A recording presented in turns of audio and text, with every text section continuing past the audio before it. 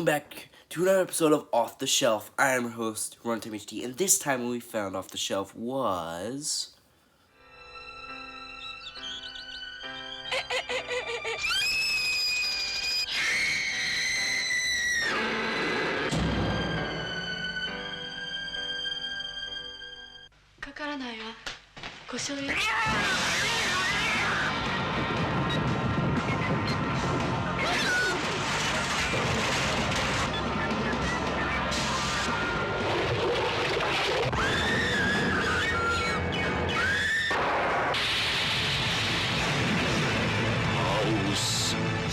House, or Hausu, released in 1977, made by Nobuhiko Obayashi, I believe. I hope I pronounced that right. And it is a Japanese art house horror film. And, yeah, this film is very, very weird. Throughout the entire film, I was like laughing at some bits. I was speechless at others, and some parts I was just like, what is happening? You know, I'm like, what in God's name is happening? But not saying that that is a bad thing. You know, I think the weirdness really adds to the film because I personally did not believe this film came out in the year 1977. I didn't believe it. I mean, I don't know why. I mean, now that I look back, it kind of looks like a film that came out it looks like a film that came out in the 70s, but at the time I just didn't believe it. I thought it at least came out in like the 80s or something, but nope, 77. And honestly, I think this film was just like, it was an experience for sure. One hell of an experience. And, but the thing is, I think maybe I would rewatch it, but definitely not anytime soon. I feel like if I were to rewatch it, I don't know, it's just, I don't know, like, the first watching, you can't really, like, match, because the first viewing is like you're seeing all the weird, crazy, bonkers shit for the first time. I'm not saying, like, rewatching it, it's worse. I'm just saying, like, there's nothing similar to you seeing the weird jump cuts in the scenes with the lizard and the fireball scene, you know? If you've watched the movie, you know what I'm talking about. But, like, when you rewatch the film, you see that stuff coming because you've seen it. But, yeah, it's just nuts. And the weirdness of this film really is just...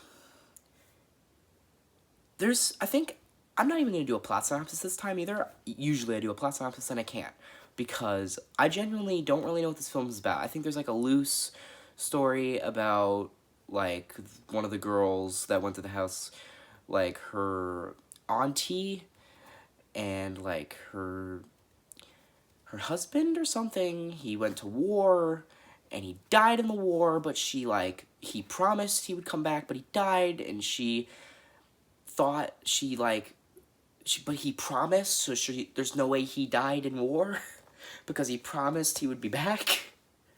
So, like, then when she died, she became, like, a vengeful spirit alongside her cat in her old house, where she, like, eats, the souls are just literally eats unmarried women and turns people into piles of bananas. I don't fucking know. It's super weird, and there's, like, a really weird monologue at the very end of the film talking about, like, lovers and, like, abandonment, I think? I don't know. I honestly have no idea what this film is about. I don't know what its message is, if it even has a message. But, I mean, it was fun, and it was enjoyable. But, like, I genuinely... If you are going into this movie expecting a story, you're not watching the right film. And also, another thing, if you're watching this movie, don't think about it too hard, because then it might ruin the experience for you. Because, maybe not, but you'll just overthink things, and you'll never get answers. Because, like, if you ask too many questions, it's not good. Because there are a lot of weird shit, but the weird shit... It's just enjoy it, you know, is basically what I'm saying. Just watch it, sit down, and pay attention. And by pay attention, I mean pay attention. Because this film really banks on you knowing what's gonna happen. Not what's gonna happen, but it's banking on you watching it.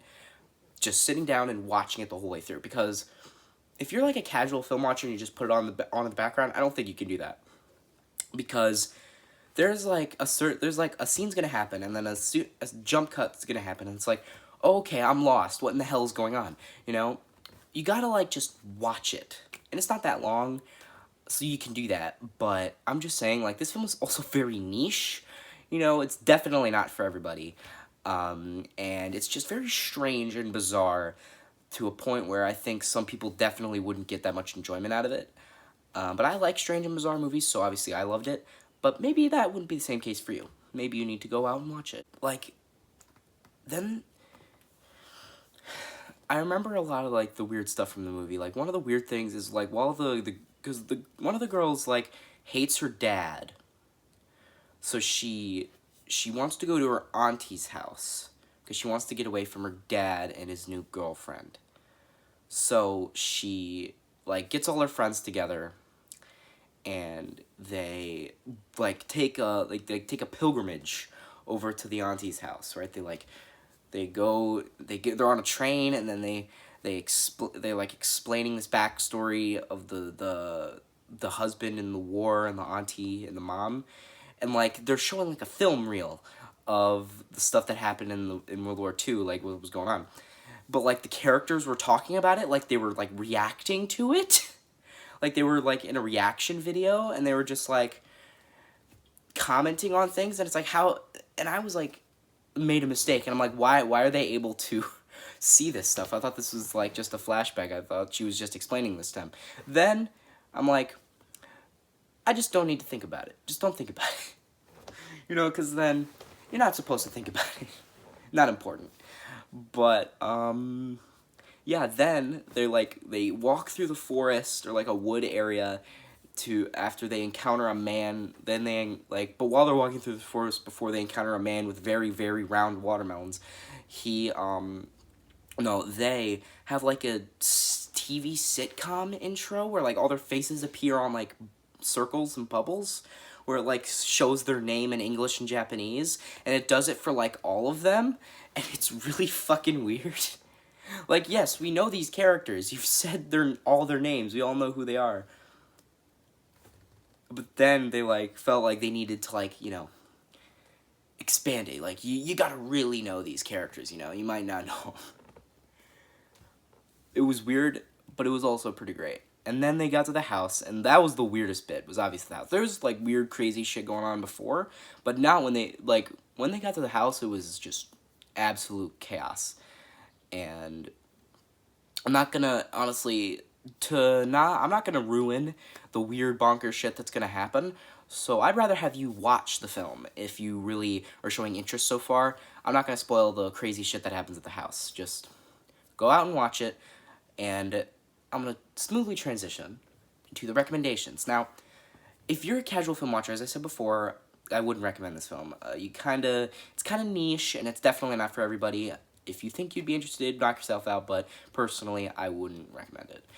But now, for, like, more artsy film fans, you know, people that like more art house, or like just weird films in general, like weird, bizarre films, you probably love this movie if you haven't seen it already. Highly recommend it if you like those kind of films. And yeah, I think I'd rate this film a 8.5 out of 10. Really enjoyed it, and I would recommend it for art house fans and possibly some like weird movie fans. Not that you're a weird fan, you're a weird movie fan. You know, I'm gonna use that correctly. You're not weird. But I mean, maybe you are. I don't know. Depends.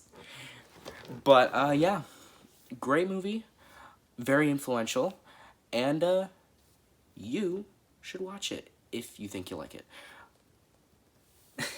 But anyway, yeah, I think I've said all I need to say. I think I've said my piece. So guys, hope you like this video. Share with your friends. Subscribe, turn notifications on. Comment down below how much you liked it. And I've been Runtime HD. Signing off. Meow.